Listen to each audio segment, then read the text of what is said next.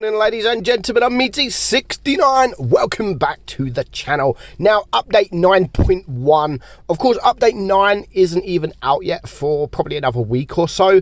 But update 9.1, there has been some information from Wargaming as to what is going to happen. Now, these are big changes, but I'm one that like these changes, because what Wargaming do every so often, they want to change the meta of the game. Now, we've seen that recently with, of course, the heavy hit point buff, where a lot of pretty much all the heavies got hit point buffs. We've seen it with medium nerfs, we've seen it with medium buffs, and most recently, pretty much, we've seen it with tank destroyers, sort of in tier 8, 7, all getting higher alpha guns. And now what Wargaming are doing is they are looking at changing pretty much the meta again. But what they're going to do is they're going to rebalance pretty much all tier 10 tanks. Now, this is going to be big. This is going to be big. Now, I'm going to read out what Wargaming actually said on their Discord server. So, pretty much, adjustments for tier 10 vehicles using the approach we explained earlier. In brief, we compare tank perimeters and change them depending on certain vehicles' gameplay role. Thus, we are going to reach the following goals. So, what they want to do is to tune all the vehicles in order to make them have clear strengths and weaknesses, which is good. I like that, because each tank at the moment, there is a lot of tanks in tier 10 that have the strengths of pretty much hold down. Hold down is the main strength in tier 10. A lot of tanks just go hold down. World of hold down blitz, that is pretty much what this game is.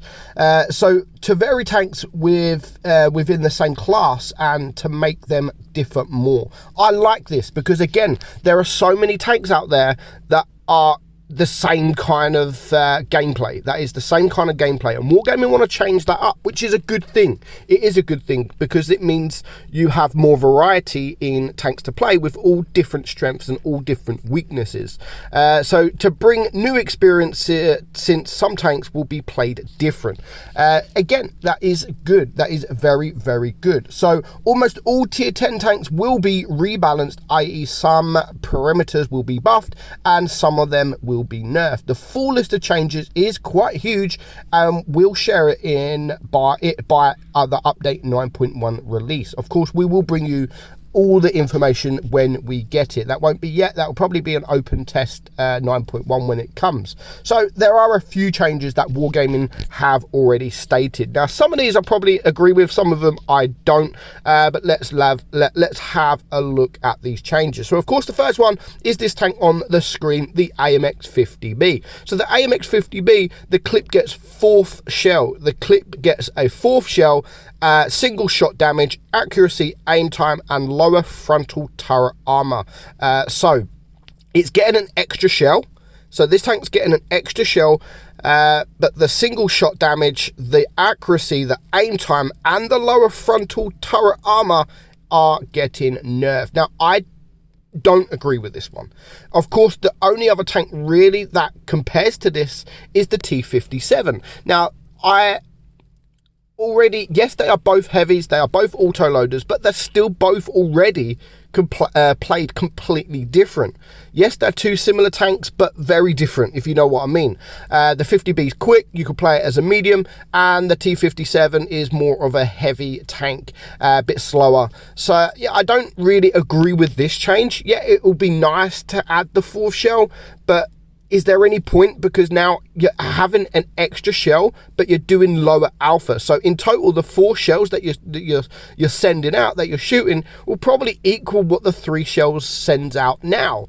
But it's just going to take you a lot longer to get that damage. So I'm not quite sure on the 50B. I don't think that is a good change for the 50B. Next up, the next change we have, or what Wargaming have said to us, is the FV4005.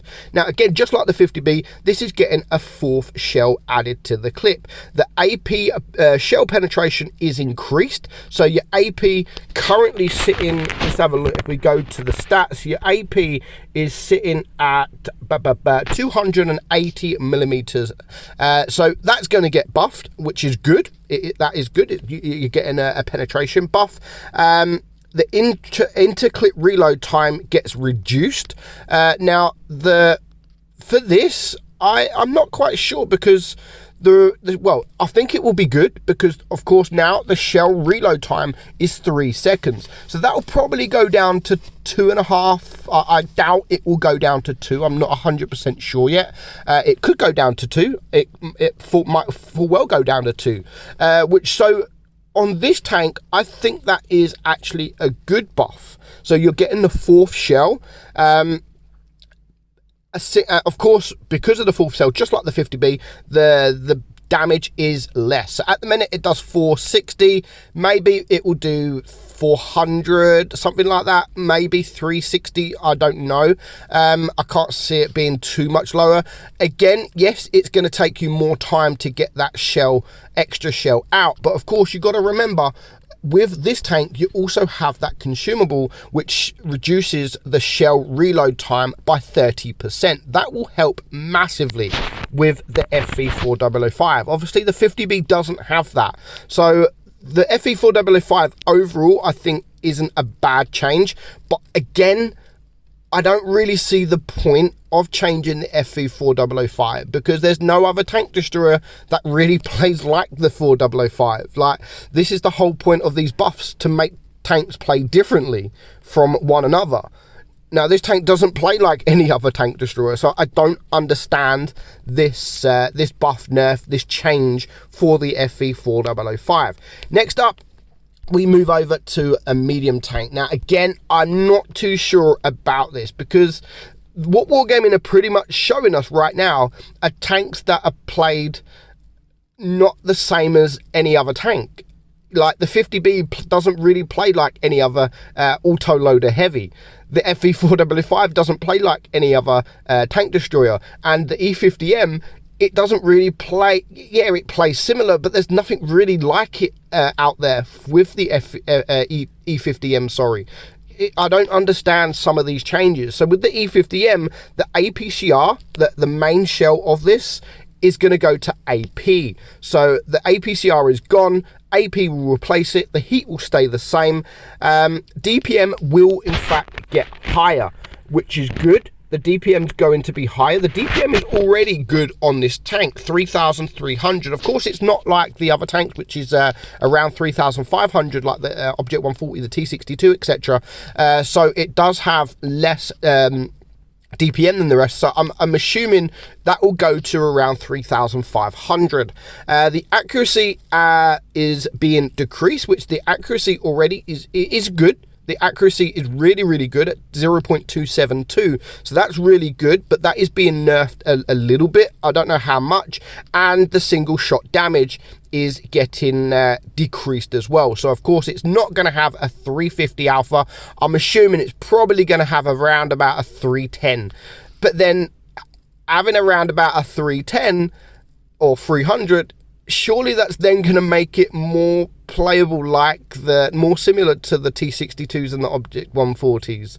Again, I don't understand that. They want to make it different, but yet they're going to make it around about the same. But of course, these are only some things that some tanks that they are showing us. Of course, with the AMX 50B, they're showing us that, but how are they going to change the T57? They haven't showed us that yet. So they're just changing tanks right now. They're showing us tanks that doesn't really make too much of a difference, like at the moment. So yeah, I don't understand that. But the E50M, of course, is getting a buff, but it also is getting the damage nerf and the accuracy nerf. So moving on to another tank that they have shown us, and that is the T100 Light. Now, this tank already is a one of a kind. It's the best light tank in the game. It's kind of OP. It's got the DPM of a medium tank, and of course it has that that shot where it stays spotted for double the time. So the terrain crossing capacity gets better. So yeah, that's getting a bit better. The HB, DPM, and the whole armor are getting worse. So the DPM is being nerfed. Now, I don't mind that too much because, of course, this you see it in tournaments. This is always played. It is strong. It is strong. It shouldn't have, for a light tank, it shouldn't have the DPM that it has got. So I don't really mind that. Of course, not everyone's not going to like this nerf because they love the tank, but it shouldn't have it in the first place. It shouldn't have that DPM in the first place. The whole armor getting worse, I'm not so sure about. I don't think it's too great at the moment. But what they're making it is more of a light tank, which is what it should have been in the first place. So with the T100 Light, I really don't mind that change. I can't really. It's getting a slight buff with the terrain crossing, but I don't think that's it's gonna be more of a nerf than it is gonna be a buff, but it is needed. In my opinion, it is needed. And the last tank on this list is actually a premium tank. I don't actually own it on this account because I sold it to get the object. So the next tank is the T95 E6. Of course, the T95 E6 is very similar. It was very similar to the E5. Now, the top speed and the DPM are increased. So the E6 is going to be a lot quicker and the DPM is going to be better. But the turret cheeks are getting slightly weakened. So yeah, that's just some of the tanks that Wargaming have shown us. I think this will help with the nerfs. It will help the tier 9s. Of course, it will help the tier 9s, especially with some tanks like the E6 getting armor nerfs and the 50B getting armor nerfs. I think it will help tier 9s, but it's going to be interesting to see what other changes are going to be done, because as what Wargaming have said, almost all of the tier 10 vehicles will be getting rebalanced. Almost all tier 10 tanks will be rebalanced. So it's going to be exciting. Can't wait for the information. Some people were going to be happy. Some people were going to be upset, disappointed at, of course, some of these changes. But what Wargaming are doing is they are trying to change the meta. And it's what we always see. They change the meta of the game not often, maybe twice a year, once a year.